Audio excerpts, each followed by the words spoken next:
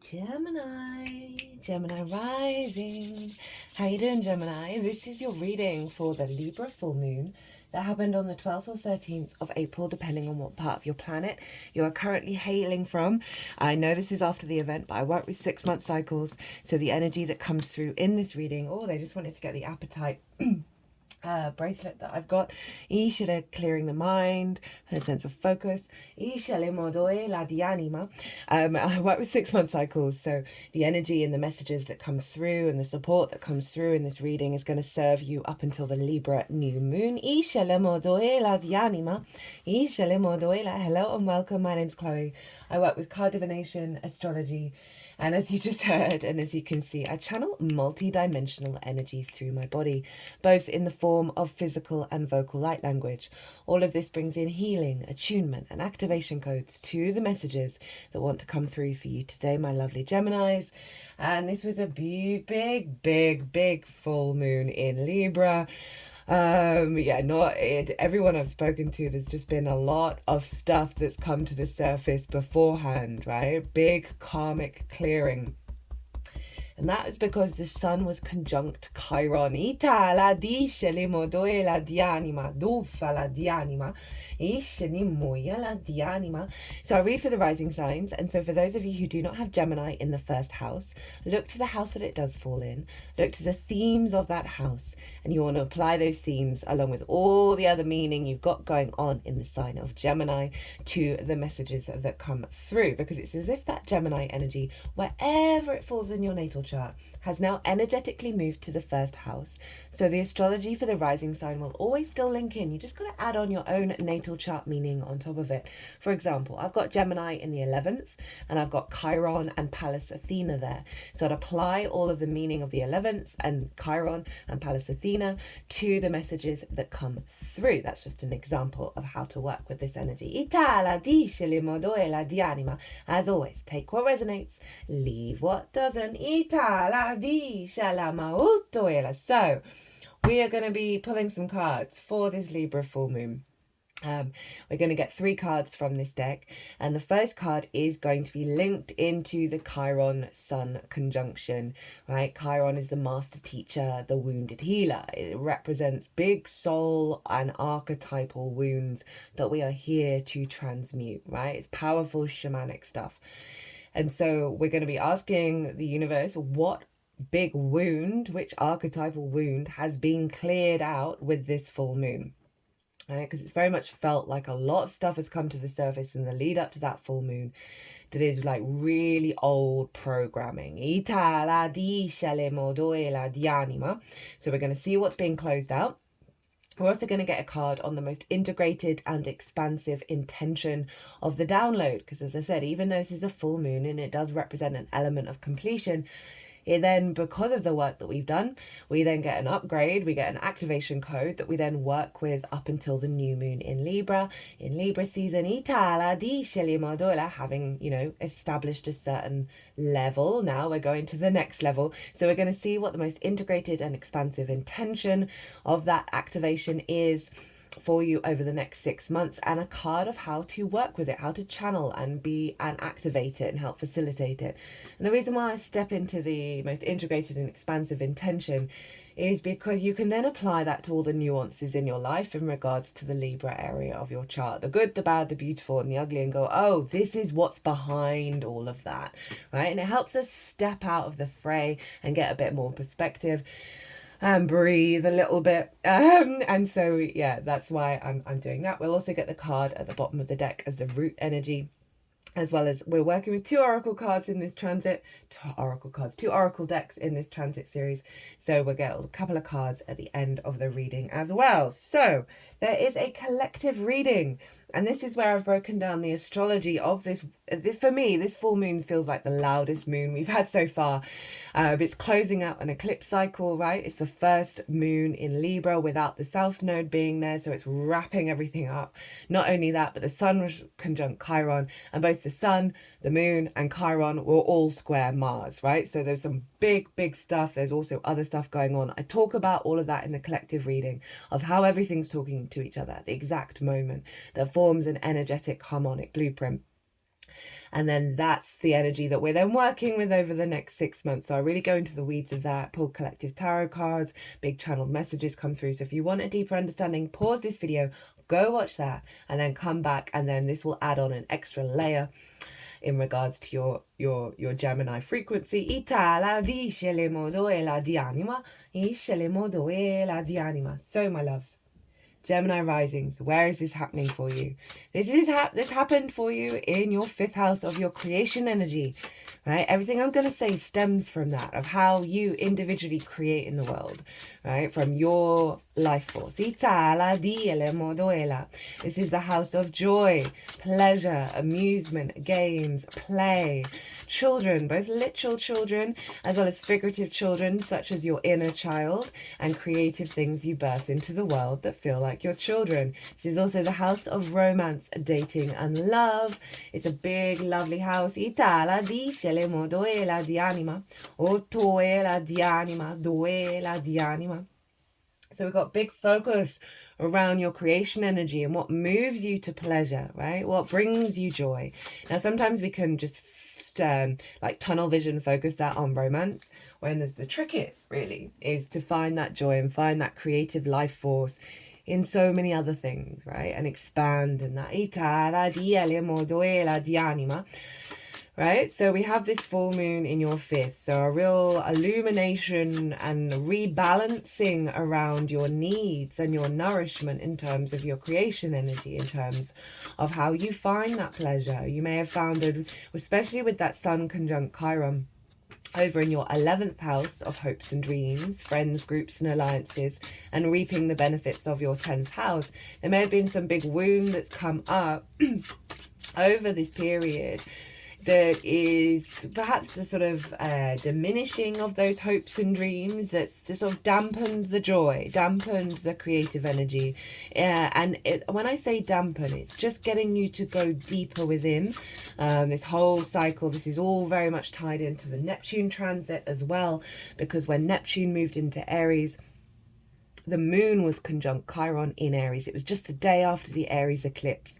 So we've got some really big parallels showing up around deep healing work around your ability to receive the manifestation of your hopes and dreams, receive the benefits from your 10th house. So there may have been some out of kilter balance with how you find joy, how you find pleasure in your creative life force, because of all of this big stuff coming to the surface in order to be healed.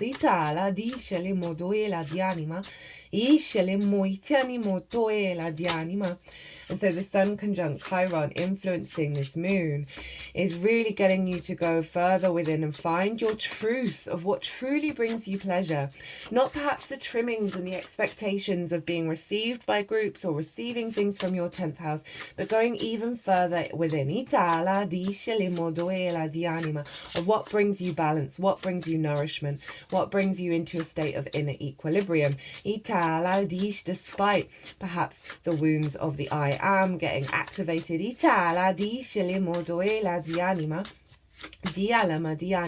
This feels like it's a pulling of an energy into your deeper resources, of your capacity to observe reality at a fundamentally harmonious way, and that's how you create. It's like leaving behind the drama, leaving behind the conflict and the frustration, and coming back into balance. That's the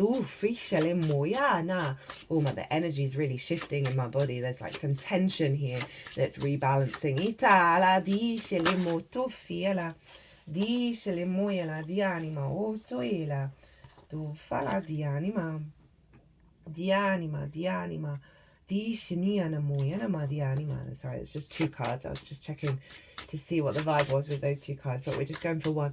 Itala dia li muoia dice ne modo fana.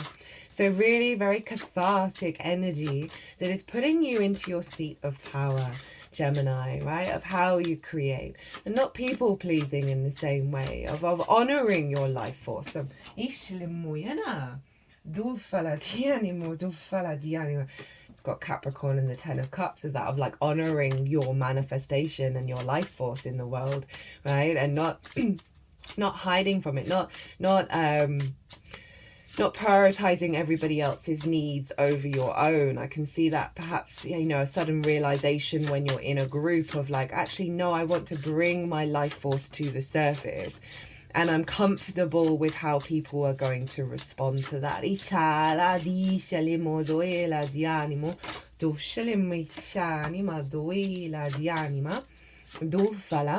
I said, both the sun and the moon were square Mars in Cancer. And Cancer for you is in your second house of your skills and your tools, of your resources, of how you manifest and bring in regular income, right? It's the things that you value, and most importantly, how you value yourself. So these three houses, the second, fifth, and 11th, and the devil, right, Capricorn, the 8th, these are all houses where I find a key wound is around being able to receive, being able to be present and to give and receive in healthy ways.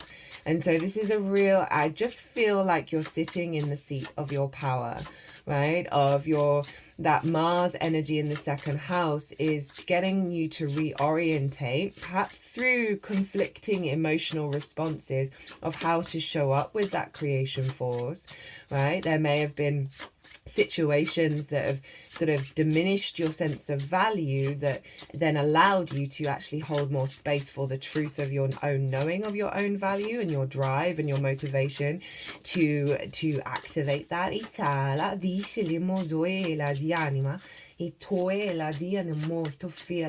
And so you're going to be building here from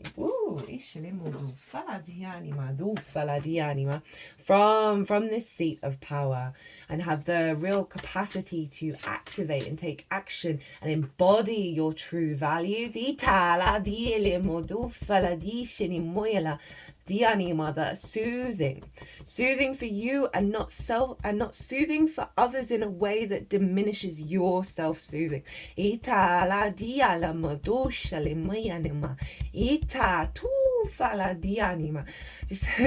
The angels want you to spread your wings.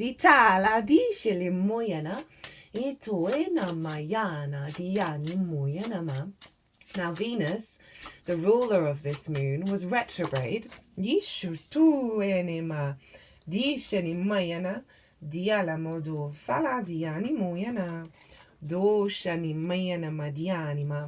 they wanted me to split the deck, so you've got a bonus card. Venus was retrograde at the time of this full moon, and she rules the moon. She went direct an hour later, right? So she was stationed retrograde, and when planets are stationed, i.e. when they look like they've stood still in the sky, their energy amplifies. So we have a very amplified retrograde Venus in the sign of her exaltation. All the qualities of Venus are raised on high in the sign of Pisces.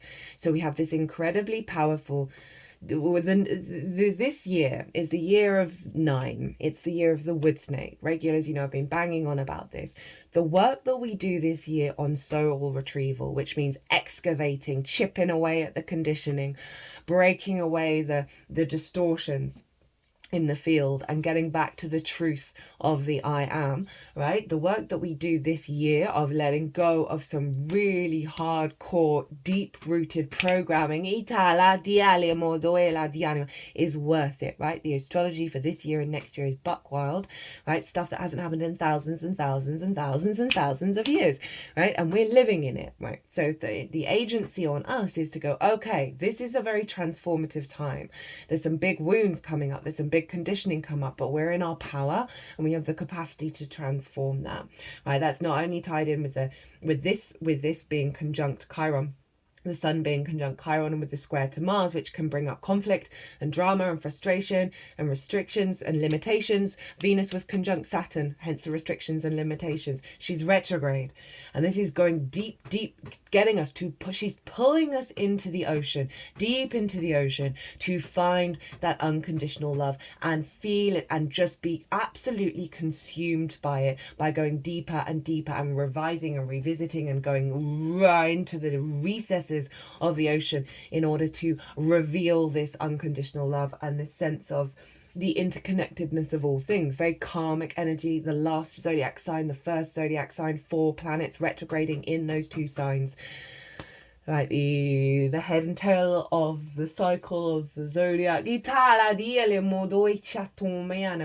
We are doing some very powerful stuff. And so that Venus retrograde, yeah, bit frustrating that it's locked in for the next 6 months in terms of your creation energy, but it's pulling you further into your magic and into your unconditional love, and that's up in your 10th house of life path and career. So the work that you're doing in regards to connection, love, harmony, desire, more creativity, in terms of your path is really doing some hardcore work of getting you into your inner equilibrium, your inner balance, your inner truth, right, of your creation energy. This is going to be incredibly profound. And as I said, the moon was conjunct Chiron at the time of the Neptune ingress.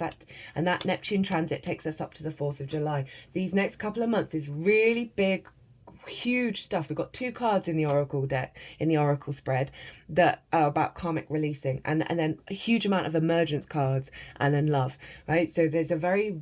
just trust the process of what's going on in terms of that. Venus is getting you on your path of unconditional love and magic and this unfolding of the life path by getting you even further into your own truth and what your true frequency is around your creation energy.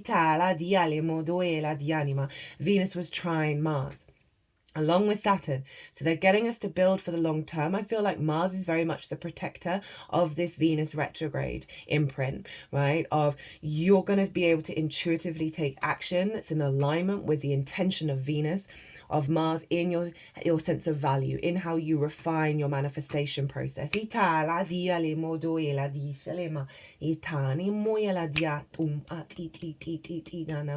Now Jupiter rules Pisces, and Jupiter's in your sign. So Jupiter's ruling Venus, this embodiment of self.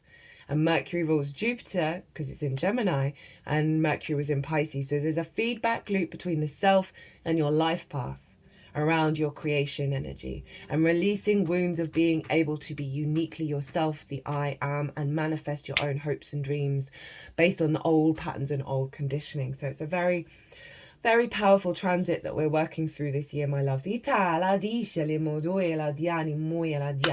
let's get in. Well, there's also little...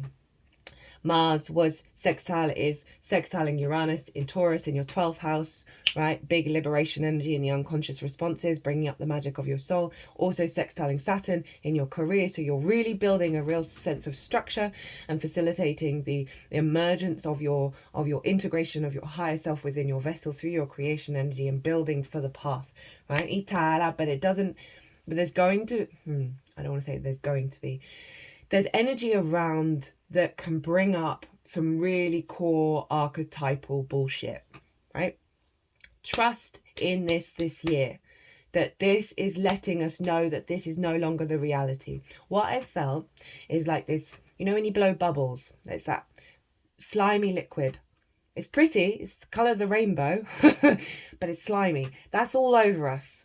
That's covering us. It's plastic covering us, blocking our receptors from being able to observe reality at our fullest capacity. This moon has activated a cycle of defragging that slime. And we are shifting into a state of consciousness that is so radically... It's like a huge U-turn on how we understand reality, but it's the truth of reality. And so we're in this really weird discombobulated place where we're in the new frequency, we're in the new timeline, we have been for a while now, but we're integrating, and trust the process that if it happens straight away, we might seesaw too much, right? This is a real universe given gift to give us the space and the grace and the time to integrate. Okay, so hold the line and go into this from a place of open-heartedness. Okay, so what is the block? What is the karmic soul block, right, that's been released with this full moon? right? That is no longer in your space, no longer in your timeline. The Magician in reverse. What Gemini? This is Mercury. This is your ruler. That block of your creation force and your capacity to manifest and bring things into the world. You couldn't make it even. It's so straightforward. As within, so without. So there's been a block within of your capacity to manifest from your creation life force, right? And have the confidence to use all your skills and your tools around you to facilitate the manifestation of your hopes and dreams. That's being released with this full moon. And now we're going to be integrating into the process of the awakening of the Magician and the upright.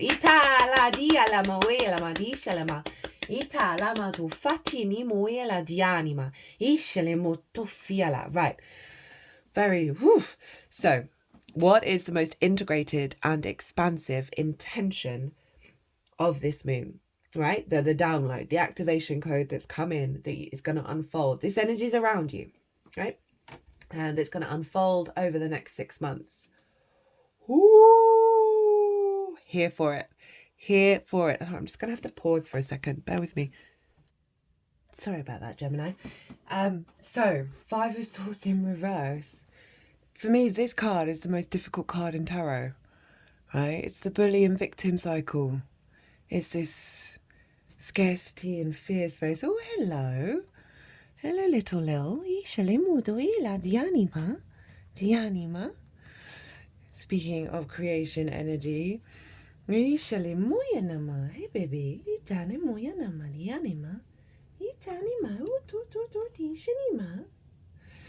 Yes, so this desire to connect, right? She just came on and wanted some love and was open to receive and open to be part of the experience.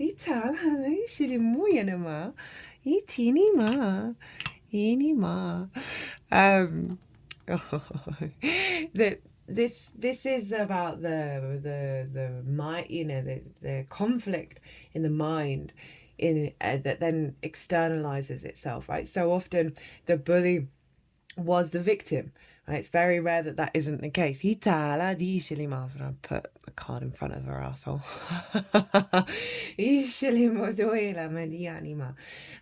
Where we're in fight and flight, right? Where we're in pain, where we're in agony, where we're in, the desire to do battle and to win and be glad that others have lost, and then feel sorry for ourselves when we've lost, hard done by kind of energy. It's really just a distortion of the field, right? So you've got this in your 5th house of your creation energy, of letting go of the battles, of letting go of the extreme nature, like karmic wounds around there, always being a fight and always being a struggle. Sorry, she's just by the left-hand side of me. And she's wanting all the cuddles. She's wanting all the love. She's not wanting to fight. So that's a really lovely sign that she's come in and wanting to play and wanting to be present and receive love. And so there's something opening up for you around reciprocity. Where you're no longer doing battle. That's been a very key theme with this Aries energy, surprisingly enough, that there is no fight. There is no fight. And the more we step into that energy, the more we liberate the true nature of Aries, which is to be. Right, how to work with this energy. Oh, speaking of Aries,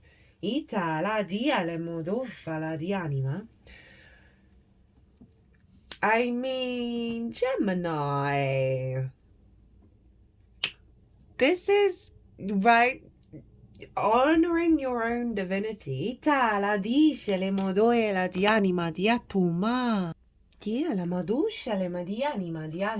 just, you're in your power. They're wanting you to focus on your sovereign frequency, your sovereign energy, it's so, you know, it's the opposite of a Libra, right? It's this confidence in your inner understanding of how you create and your capacity to, you know, Aries doesn't give no fucks, really, predominantly. I always end up swearing quite a lot in the Aries transits, because there's this like, just get on with it, just get on with your own being, get on with your own life. Let's not be too sensitive about it. Especially if you've, if you giving off your creation energy may have caused conflict or ruckus, or for whatever reason, whether it's too big or too small, for whatever reason, this is like, don't worry about it. Just show up and be you. Just show up and be in your power and honor your own power.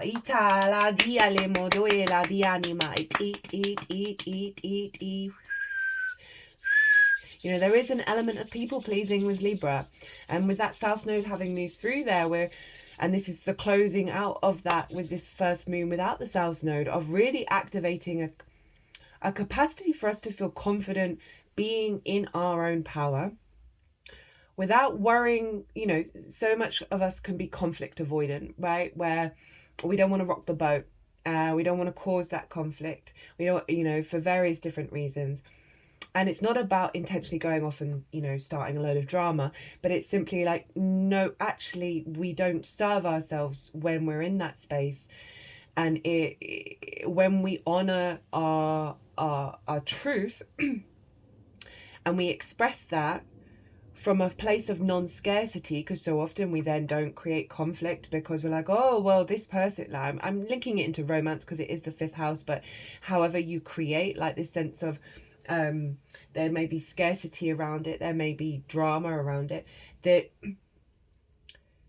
it then means that we diminish what our needs are and who we truly want and what we truly want and how we truly want to create, through that sense of, oh, there isn't enough, there won't be other opportunities, there won't be other experiences, there won't be more time for fun, more time for play if I'm not all nicey nice in this moment, right? And so this is really saying, no, you're not in a conflict zone. It's not going to cause you conflict, it's going to cause you liberation by being in your power. Right, so this was at the bottom of the deck, and this was, they wanted me to split, so we've got the split card as well. I mean, come on, Gemini, you've got your damn card. You've got the Lovers, which is your card, and we've got the Sun. We've got the Magician, the Emperor, the Sun, and the Lovers, with the 5 of Swords in reverse. That is...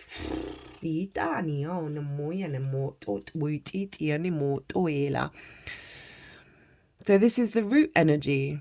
I love this showing up for the 5th house, because this is, I always relate this to the inner child that's free, that's liberated, that is full of the light body, that is full of the divine love of source, and is just roaming through the world having the best time, right? And then we've got the Lovers, which is your card, Gemini, but this is all about the integration of self, masculine, feminine, and spirit, in order to make the right decisions that serve you and your joy and your freedom and your liberation. So big upgrade in your creation energy, Gemini.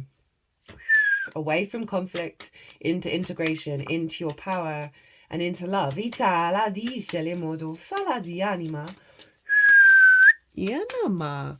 Let me move those up a bit more and then you can see them. Diala modo fala di anima. Ishanima. Little fala. Oof. No, okay. Oh, no, that's 3. That's a bit too much. Di shanimo yanama di shanimo tofa anima di tanama. Ooh, okay. Ishanimo tofanima.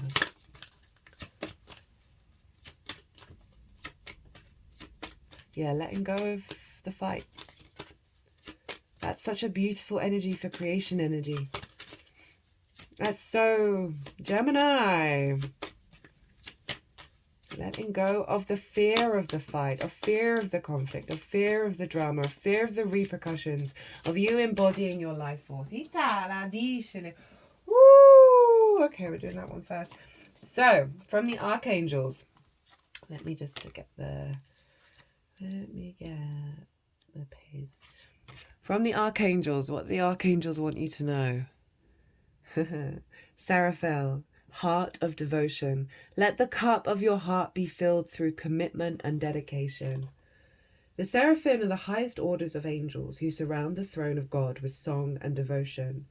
The seraphim, Seraphael, although not typically seen as an archangel, works closely with the archangels to bring healing and light to the earth. The name means prince, brackets S, close brackets, of the high angelic order. And Seraphel is said to be the angel who holds the highest rank in heaven, the one who protects, governs, and guides all the archangels, and he reminds us of how we can be sustained and sustain others through a deep connection to God. Your message. Devotion is one of the highest angelic qualities. Angels are completely devoted to the source of creation, constantly singing praises to the energy that created them and the world. In order to experience their energies, it's important to match their vibration. Then you will attract them and their miracles. At this time, you're being encouraged to devote yourself wholly and fully to the service-based mission you are feeling called to fulfill. That will draw angels to you. You are also being encouraged to find the joy in your calling. That's Venus up in the 10th, of really digging you deep into unconditional love of the path from this place of creation energy, right?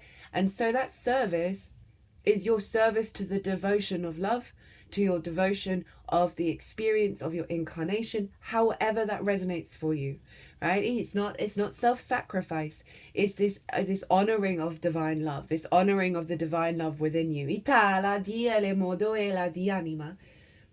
If you find yourself feeling stressed, frustrated, or stuck, tune back into why you do what you do.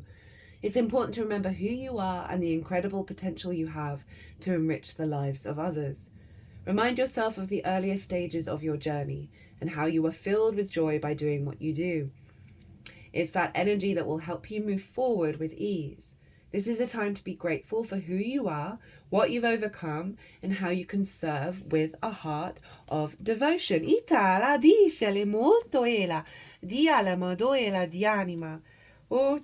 we've got Uriel. Learning experience. Take time to review, study, and hone your knowledge before proceeding further. That's kind of acknowledging the retrograde energy, that there's a deepening that's coming with this, right? And an observation of all the lessons that we've learned, the wisdom, the wounds that we're turning into wisdom. We're going to the next level, guys. And that does involve a little bit of observational energy of the recalibration that's happening, and being in an awareness of the transformative state that we're currently in. Ooh, put down those swords. Put down those swords. Right, so.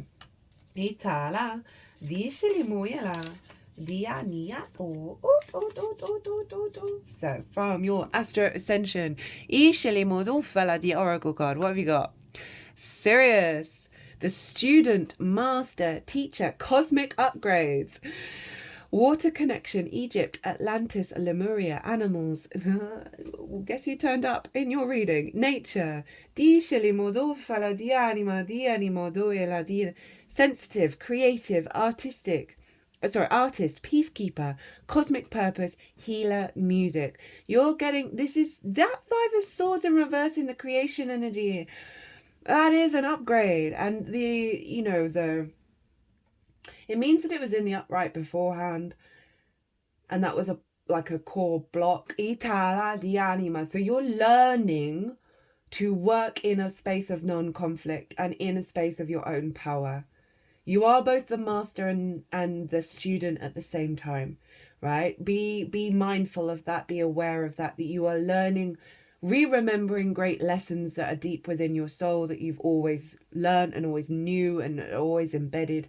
But your incarnation is give itself the space and the grace to unfold and stand in your power, stand in that commitment to moving away from the from the drama, from the conflict, and honor your creation energy and allow it to come through in a very profound way.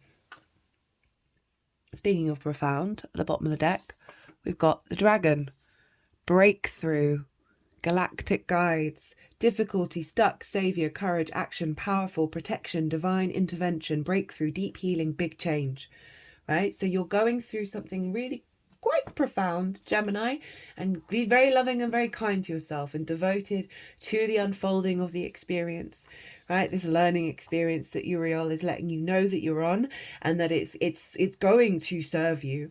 It's going to serve you to be in that state of open and curious to the unfolding of your own creation energy. Right, let's read what the dragon has to say.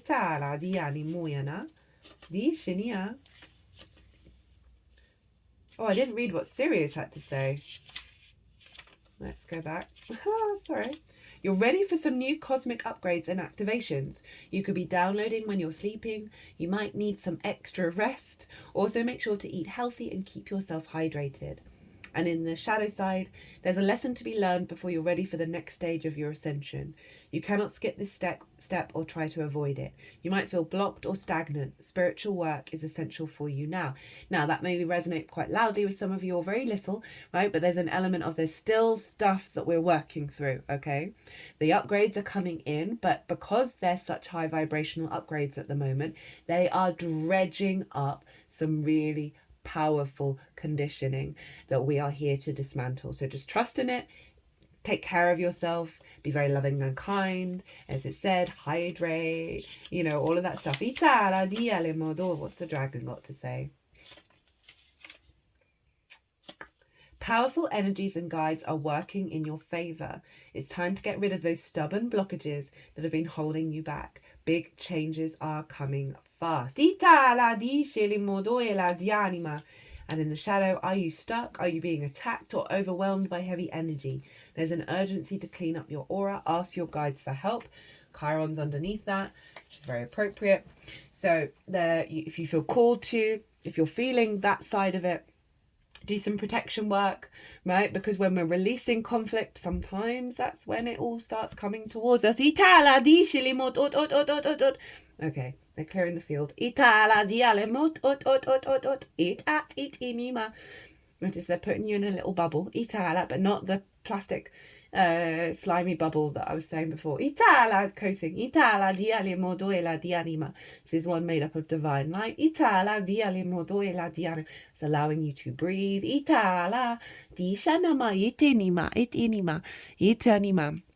Jupiter and Mercury are ruling the whole chart, and Mercury is your ruler, and Jupiter's in your sign. So there's a really powerful support mechanism here to give you to a higher perspective of how you perceive your reality and engage with that at a higher level. Right, my loves, my lovely Geminis, what an honor and a privilege that was to bring through that transmission. Oh my goodness, look at all that major arcana with the Five of Swords in reverse. Ooh, big energy. I hope you enjoyed this reading. I hope it resonated. If you want a personal reading, my website is everywhere, or you can email me directly. But other than that, my loves, my lovely Geminis, be good to yourselves, be good to those around you, safe travels, and be well until we meet again.